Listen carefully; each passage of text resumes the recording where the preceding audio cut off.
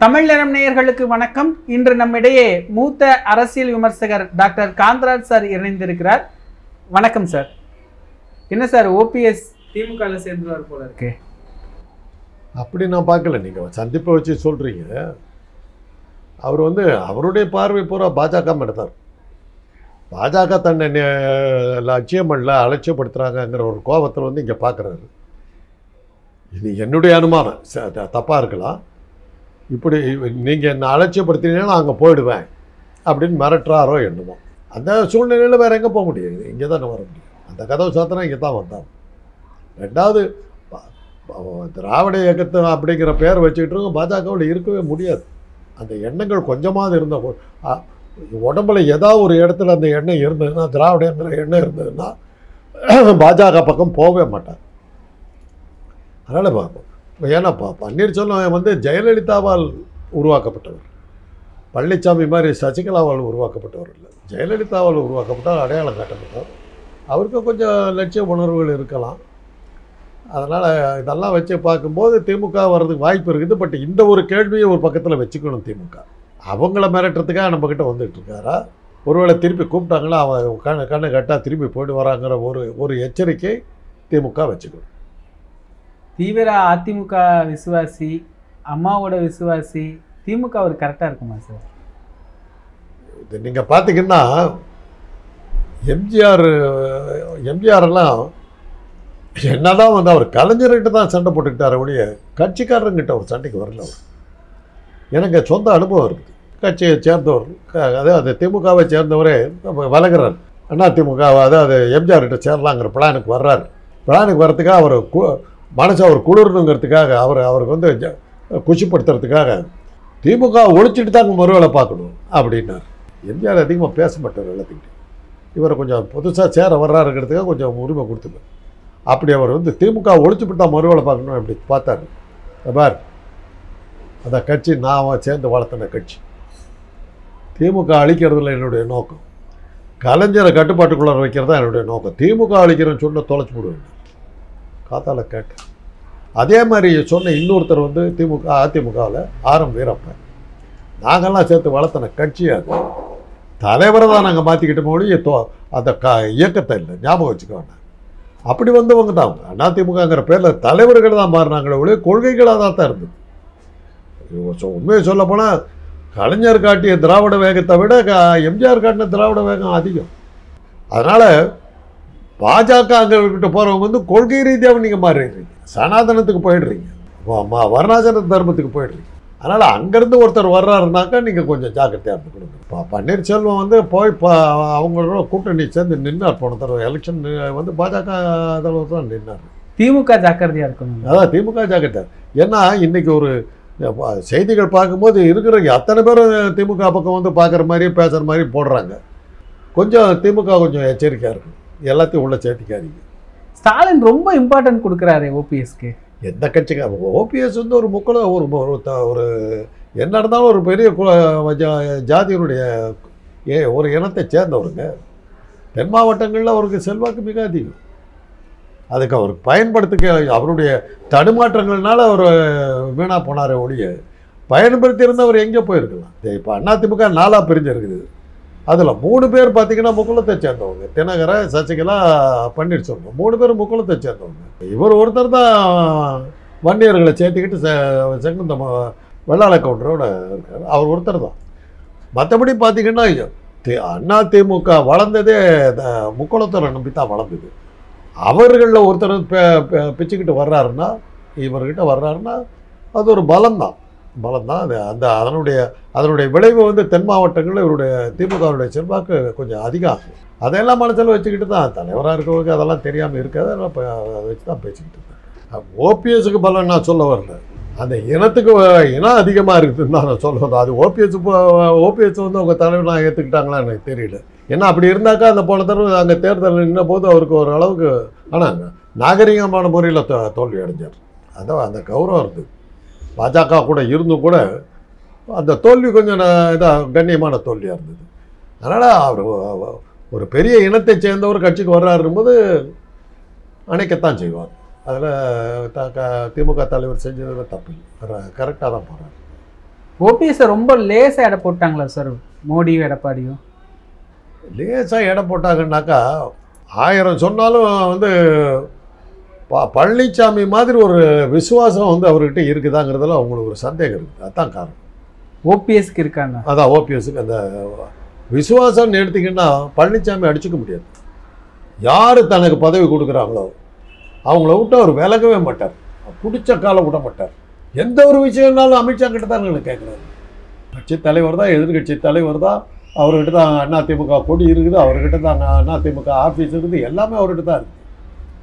இருந்தாலும் அமித்ஷா என்ன சொன்னார் அதை கேட்டு தான் அடுத்த வேலை செய்கிறார். அந்த லாயல்ட்டி, அந்த விசுவாசம் அமித்ஷா கட்சியிலேயே கிடையாது. பாஜகவில் இருக்கவனுக்கு கூட அந்த விசுவாசம் கிடையாது. பழனிசாமி மாதிரி அவரை பொறுத்தவரையிலும் நெடுஞ்சாங்கடையாக படுத்திருப்பார், கையை இப்படி நீட்டிகிட்டு இருப்பார். யார் ஆட்சியில் இருக்காங்களோ அந்த காலை பிடிச்சிக்குவார். இந்த கால் ஆட்சி மாறி அந்த கால் மாறிச்சுன்னா அந்த காலை பிடிக்கிறத மாத்திரம் அவர் மாற்றவே மாட்டார், படுத்திருப்பார். அந்த விசுவாசம்தான் அவரை இவ்வளோ தூரத்துக்கு நிற்க வச்சிருக்கு. 4 வருஷமாக எதிர்கட்சியாக இருக்கார். ஏதாவது ஒரு சின்ன தகராறு பண்ணியிருக்காரா? ஆளுங்கட்சியினால் எதிர்கட்சியாக இருக்கிறவரால் ஆளுங்கட்சி திணறிச்சு பயந்தாங்க, அது மாதிரி ஏதாவது ஒரு சின்ன செய்தி உண்டா 4 வருஷத்தில் சொல்லுங்க பார்க்கலாம். யார் யாரும் பயமுறுத்தினாங்க. நேற்று வந்து விஜய் என்னை கண்டு திமுக பயப்படுகிறதுங்கிற அளவுக்கு அவங்களாம் கூட பேசுகிறாங்க. இவர் இன்னைக்கு ஒன்று பேசுறது அந்த அளவுக்கு ஒரு ரொம்ப அமைதியான ஒரு சாத்வீகமான ஒரு எதிர்கட்சியாக இருக்கார். அதனால தான் அவரை வந்து பாஜக பெருசாக விரும்புது. சொன்ன பேச்செல்லாம் கேட்பார், நீ வெட்டி வேணா கட்டிக்கிட்டு வருவார். அந்த அளவுக்கு ஒபீடியன்ட் சர்வெண்ட் அவர். பன்னீர்செல்வம் வந்து பல சமயங்களில் சுயமாக சிந்திப்பாருங்கிற ஒரு சந்தேகம் இருக்குது. அது சுயமாக சிந்திக்கிச்சாவே கட்சி விட்டு வெளியே போகிறதுக்கான வாய்ப்பு இருக்குது. அதெல்லாம் பார்த்து தான் அவங்க. 2வது 3 முறை முதலமைச்சராக இருந்தவருங்க. தமிழ்நாட்டில் அது 3 முறை யாருமே இருந்ததில்லை, தெரியுமில்ல உங்களுக்கு. நீண்ட காலம் இருந்திருக்காங்க. காமராஜர் தான் நீண்ட காலம் முதலமைச்சராக இருந்தார். அதுக்கடுத்து அப்படி எம்ஜிஆர் இருந்தார். ஒவ்வொரு டேர்ம் தான் வந்திருக்கார். ஒரே டேர்மில் 3 தடவை முதலமைச்சராக இருந்து சாதித்தவர் அவர் தான். எம்ஜிஆருக்கு அடுத்து அப்படி 3 முறை முதலமைச்சராக இருந்த ஒரே ஆள் பன்னீர்செல்வம். எம்ஜிஆர் நீடிச்சு நின்னார், இவர் இருக்கலையே. 3 மாதம் போயிட்டார். இந்திய அரசியல் எடுத்திங்கன்னா குல்சாரிலால் நந்தான்னு ஒருத்தர் இருந்தார். நேரு இறந்தார். கேபினெட்டில் அமைச்சரவையில் 2வது இடம். சட்டப்படி அவர் தான் பிரதம மந்திரியாக வரணும். அவர் வந்தார், இடைக்கால பிரதம மந்திரின்னு போட்டாங்க. லால் பகதூர் சாஸ்திரி தேர்ந்த விட்டவுடனே இவர் விலகிட்டார். பிரதம மந்திரி வந்து ராஜினாமா பண்ணிட்டார். மறுபடியும் லால் பகதூர் சாஸ்திரி இறந்தார். குல்ஜாரிலால் நந்தா வந்து பிரைம் மினிஸ்டர். இந்திரா காந்தி உடனே தேர்ந்தெடுக்க 2 மாதத்தில் 2-3 நாளில் தேர்ந்தெடுக்க ஓடி போயிட்டார். அதுமாதிரி 2 நாள் 3 நாள் பிரதம மந்திரியாக இருந்து அப்படி ஒரு சாதனை பண்ணவங்க குல்ஜாரிலால் நந்தா. அதுக்கு அடுத்தாப்படி அந்த சாதனை பண்ணது வந்து பன்னீர்செல்வம். 3 மாதம் 2 மாதம் இருந்துட்டு போயிடுவார். கிடைக்கிறத தக்க வைக்க முடியலைங்க. பழனிசாமி பாருங்கள், அதில் தான் நான் அவரை எப்போவுமே பாராட்டுவேன். ஒரு தடவை அந்த பதவியில் உட்கார வச்சார். என்ன இருந்தாலும் அதை விட்டு கொடுக்கல. பார்த்தீங்கன்னா அதான் எதிர்கட்சி தலைவருங்கிற பதவி இந்த நிமிஷம் விடலையே. அவர் என்ன பண்ணேன்னு கேட்டால் அது யாருக்குமே என்னன்னு தெரியாது. அந்த பதவியை தக்க வச்சுக்கிறதுக்கு என்ன உண்டோ அதை அப்படியே பண்ணிக்கிட்டு இருக்கார். அந்த சாமர்த்தியம் ஒன்றும் அரசியல் இல்லை. அந்த சாமர்த்தியம் பன்னீர்செல்வத்துக்கு கிடையாது. அதனால தான் அவர் வந்து லட்டு மாதிரி 3 தடவை உட்கார வச்சாங்க. அடுத்தாப்படி இன்னொரு ஆளை வர விடாமல் தடுக்க தெரியலையே. அரசியல் அது முக்கியம் இல்லை. ஸோ அந்த ராஜதந்திரம் அவருக்கு கிடையாது. அதுதான் காரணம். அதனால தான் அமித்ஷா வந்து இவர் வந்து ஒரு டெட் வெயிட்டு சாமர்த்தியம் இல்லாத ஆள், அவரை வச்சுட்டு என்ன பண்ணுறதுன்னு சொன்னால் பழனிசாமி அவர் சப்போர்ட் பண்ணுறார். மோடிக்கு ரொம்ப லாயலிஸ்டான ஆளாக இருந்தார் சார். லாயல் விசுவாசமாக இருக்கிறவங்க வேலைக்காரனாக தான் இருக்க முடியும். அதுக்கப்புறம் அங்கே வந்து நிர்வாகியாக வர முடியாது. ஊழியம்தான் செய்ய முடியும். விசுவாசத்துக்கு பரிசு வந்து ஊழியம்தான். நிர்வாகிங்கிறவங்க தான் தட்டி கேட்கணும், தூக்கி விடணும், எல்லாம் பண்ணணும். வேலைக்காரன் சொன்னதை செய்கிறவன் அவனை வச்சுட்டு என்ன பண்ணணும்? அப்போது குருமூர்த்தி அவரை கைவிட்டுட்டாருங்களா சார்? குருமூர்த்தியெல்லாம் நீங்கள் தூக்கி விட்ட ஆளுங்க. குருமூர்த்தி எத்தனை பேர்த்த தலைவராக்கிட்டாங்க. இப்போ நீங்கள்லாம் இவ்வளோ மீடியா வந்து தூக்கி விட்றீங்களா? இந்த குருமூர்த்திங்கிற ஒரு ஆசாமியை யாரையெல்லாம் அவர் தூக்கி விட்டார் அரசியல்? அவரால் குருமூர்த்தியால் உருவாக்கப்பட்டு பெரிய தலைவரானவங்க யாரையா ஒரு சொல்லுங்க. என்னத்துக்கு அந்த ஏதோ ஒரு ப்ரைவேட் சர்க்குலேஷனில் ஒரு பத்திரிகைக்கு ஆசிரியர் தவிர அவருக்கு யாருக்கு தெரியும்? குருமூர்த்தியினுடைய பெரிய ரோல் என்னன்னாக்கா, அமித்ஷா போன்ற சில தலைவர்களுக்கு அவர் ஆடிட்டர். அவ்வளோதான், கணக்கு வழக்கு பார்க்குறவர். அதை வச்சுக்கிட்டு அவர் வந்து உள்ளே வந்து நான் சில பேர்த்த என் கையில் இருக்காங்கலாம் விட்டு பார்த்தாரு, மாட்டிக்கிட்டாரு. ரஜினிகாந்தை கொண்டு வந்து பாஜகவில் சேர்த்துவேன்னு சொல்லிட்டு போயிட்டாருங்க. நீ யாரையா நீன்ட்டார் ரஜினி. அதோட ஒரு கதை முடிஞ்சு போச்சு, தெரிஞ்சு போச்சு. ஒன்றும் இல்லை, கணக்கு வழக்கு பார்க்குற ஆள் நம்ம அவருக்கு சொன்னதை செஞ்சுடுவாருங்கிற மாதிரி ஒரு போக்கை காட்டி பொழப்பு நடத்தினார். பாவம் ஐயர் ரொம்ப நாள் ஓடல, காலி ஆகிட்டார். ஓபிஎஸ் சொல்கிறாரு எனக்கு ரொம்ப சுயமரியாதை முக்கியம் அப்படின்னு. சுயமரியாதை முக்கியம்தாங்க. பல இடங்களில் சுயமரியாதைலாம் காற்றுல பறக்க விட்டு தான் ஆகணும். அரசியல்லையும் சரி, சினிமாவிலையும் சரி. சினிமாலாம் நடிக்கும்போது அசிஸ்டன்ட் டைரக்டர் ஒரு ஆள் இருப்பான். இப்போ மான மரியாதைலாம் அவனுக்கிட்ட தான் போகும். டைரக்டராக இருக்கவங்கள, ப்ரொடியூசராக இருக்கவங்களாம் பெருசாக அழட்ட மாட்டாங்க. இந்த அசிஸ்டன்ட் டைரக்டராக இருக்கானுங்க பாருங்கள், அனுபவிச்சோம். நான் தெரியாதனமாக என்ன சினிமாவுக்கு எனக்கு சம்மந்தம் இல்லை, என்னை இழுத்து இது அந்த பக்கம் போய் நில்லையா வந்து உயிர் எடுக்கிற யாருன்னு தெரியாது, அப்புறம் பேசப்படும். ஏப்பா அந்த ஆளுக்கு காஃபி என்ன கேட்குறான் என்னன்னு பாரு, இப்படி தான் பேசுவாங்க. நான் ஒரு படத்தை இது டப்பிங் கொடுக்கும்போது அந்த அசிஸ்டன்ட் டைரக்டர் என்னை ஓவராக பேசிக்கிட்டே இருந்தார். நிறுத்துன்னு அசிஸ்டன்ட் டைரக்டர் அதோடு நிறுத்திக்க, எனக்கு இது தொழில் இல்லை, புரியுதா? சினிமாவில் எனக்கு சான்ஸுக்கு கொடுக்கலனாக்கா நான் என் தொழிலை வேறு கூப்பிட்டாருன்னு வந்தேன். நான் பேசிக்கிறேன், இது எனக்கு தொழில் இல்லை, நீ நல்லா ஆளை வச்சு பண்ணிக்கோ அப்படின்னு சொல்லிட்டு கிளம்பிட்டேன். மேட்ரு தெரிஞ்சிருச்சு. தெரிஞ்ச உடனே அவருடைய உதவியாளர் எனக்கு ஃபோன் போட்டார், உதவி டைரக்டரை மாற்றிட்டோம் அப்படின்னு. அந்த அளவுக்கு பண்ணுவாங்க, கேவலப்படுத்துவாங்க. சினிமா தொழிலுக்கு நீங்கள் போனீங்கன்னா அவங்க பண்ணுற இதெல்லாம் நீங்கள் தாங்கலைன்னா அடுத்த படம் உங்களுக்கு கிடைக்காது. அதனால் இந்த சினிமா துறையிலையும் சரி, அரசியல்லையும் சரி, தன்மானம், சுயமரியாதை இதெல்லாம் பார்த்தீங்கன்னா வரக்கூடாது. கட்சியில் அடிமட்ட ஆளாக இருப்பான், அந்த தலைவர் வீட்டில் வேலை பார்க்குறவனா இருப்பான். ஏய் ஓரமாக போய் உட்காருன்னா உட்காந்துடும். அவருக்கு 10 தடவை கும்பிடு போடணும், அப்போ தான் அரசியலில் நிற்க முடியும். நீங்கள் அந்த காலத்தில் சினிமா நல்லா இருந்த காலத்தில், ஸ்டுடியோலாம் இருந்த காலத்தில் நீங்கள் ஸ்டுடியோவுக்கு போனீங்கன்னா பல நடிகர்கள் அங்கே சுற்றிக்கிட்டு இருப்பாங்க, ஷூட்டிங் இல்லைன்னா கூட. என்னன்னா யாராவது ஒரு தயாரிப்பாளர்கள்லையோ ஒரு டைரக்டர்கள்லையோ பட்டு பேசணும், பேசி தான் இருக்கிறத காட்டணும், சான்ஸ் பிடிக்கணும். அப்போ அதுதான் அதில் தொழில். அதே மாதிரி அரசியலில் நீங்கள் என்ன பண்ணுறீங்கன்னா, கட்சி கூட்டம் நடக்குதுன்னா நீங்கள் அங்கே போய் தலைவருக்கு முன்னாடி நிற்கணும், தெரியணும். இதெல்லாம் பார்த்தா தான் நிற்க முடியும். அதெல்லாம் தான் பண்ணி தான் பன்னீர்செல்வத்தையும் பழனிசாமி எப்படி சூஸ் பண்ணாங்க? சொன்ன பேச்சை கேட்பாங்க, தலைவராகிறதுக்கு முயற்சிக்க மாட்டாங்க, கொத்தடிமையாக நல்லபடியாக இருப்பாங்கங்கிறதுனால அத்தனை பேர்த்துலேயே வந்து இவங்களை செலக்ட் பண்ணாங்க. அன்றைக்கி ஜெயலலிதாவுக்கு பிரச்சனை வந்தபோது நாங்கள் எல்லாம் எதிர்பார்த்த வந்து பொன்னையனை கொண்டு வருவாங்கன்னு எதிர்பார்த்தோம். ஏன்னா எம்ஜிஆருக்கே ரைட் ஹேண்டாக இருந்தவர். பொன்னையனை வந்தோமா சாய்ஸ்லேயே கொண்டு வரல. டெல்லியிலேயே பெரிய செல்வாக்கோடு இருந்த தம்பிதுரை வருவார்னு எதிர்பார்த்தோம்.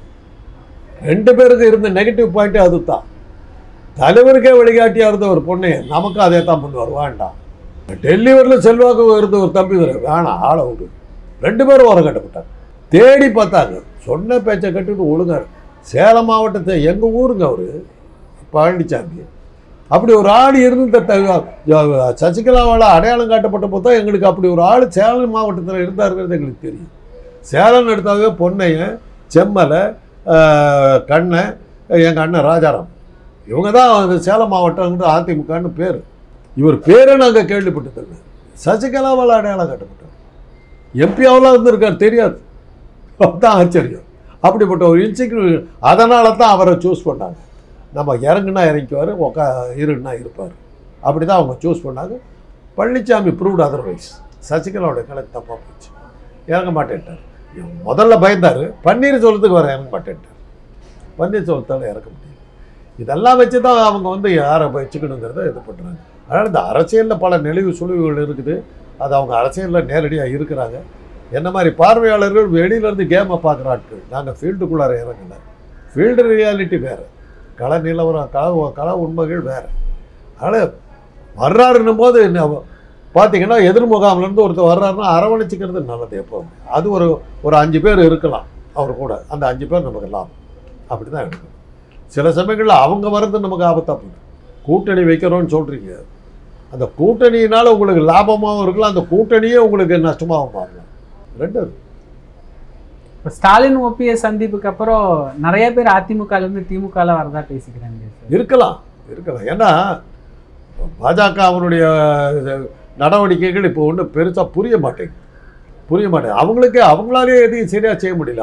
ஏன்னா அதுக்கு என்ன ஆதாரம்னாக்கா, அமித்ஷா 2 தடவை வந்தார் தமிழ்நாட்டுக்கு. எந்த அரசியல்வாதியும் போய் அவரை சந்திச்சது. அதுக்கு முன்னாடி அவர் வந்தாருன்னா கியூ நிற்கும் பார்க்குறதுக்கு. எங்கே இருக்காருன்னு தேடிட்டு ஓடுவாங்க.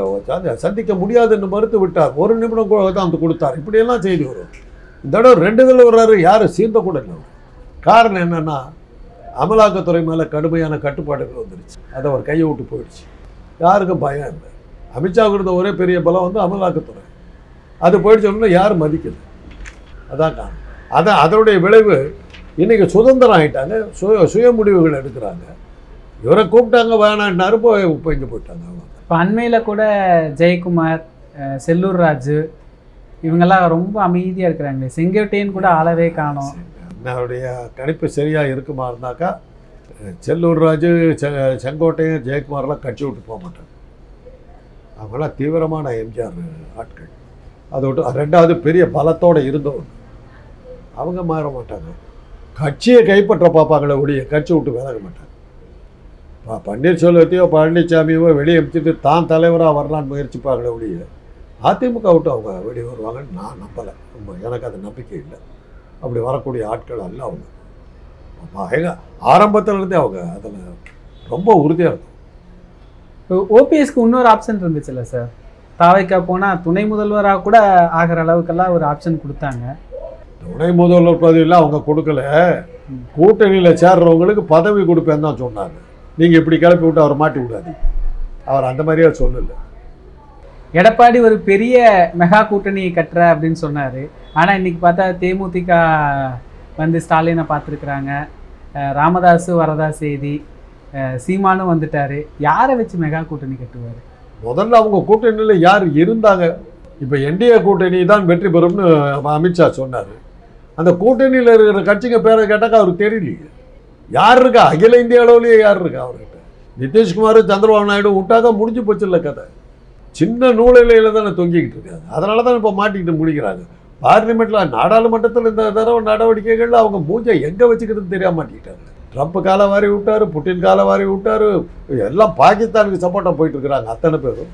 ட்ரம்ப்பை பற்றி தேவையில்லாமல் முந்தான ஒரு கமெண்ட் அடித்தார். நேற்று பார்த்தாக்க 25% வாரிட்டாங்க. யார் தண்டனை நாம் அனுபவிக்கிறோம்? தப்பாக பேசுறது மோடி, மாட்டிக்கிட்டு முடிக்கிறது மக்கள். அந்த அளவுக்கு அடுத்த நிமிஷம் பயப்படலையே அவங்க. ஓஹோ, என்ன முயற்சி பேசுகிறேன், எந்த 25% கட்டுன்னு மக்கள் மேலே வரி வச்சுட்டார். பதில் சொல்லலையே. இன்றைக்கி ஒன்றும் பதில் சொல்ல முடியலையே அவரால். பேசாமல் உட்காந்துட்டு இருக்காரு. ஆகவும் அகில உலக அளவில் அவங்களுடைய மரியாதை போயிட்டு. அப்படி இருக்கும்போது இன்றைக்கி இருக்கிற பார்த்தீங்கன்னாக்கா அவங்களுக்கு மிகப்பெரிய சவாலாக இருக்கிறதுன்னு பார்த்தீங்கன்னா தமிழ்நாட்டில் திமுகவும் திமுக தலைவரும் தான். அதனால தான் எல்லாம் இந்த பக்கம் வரும். நான் முதல்ல சொல்லிகிட்டு இருக்கேன். அவர் உடல்நிலை சரியில்லாமல் படுத்தும் போது நான் சொன்னது என்னன்னா, நீங்கள் உடலை கவனிச்சுக்கணும்.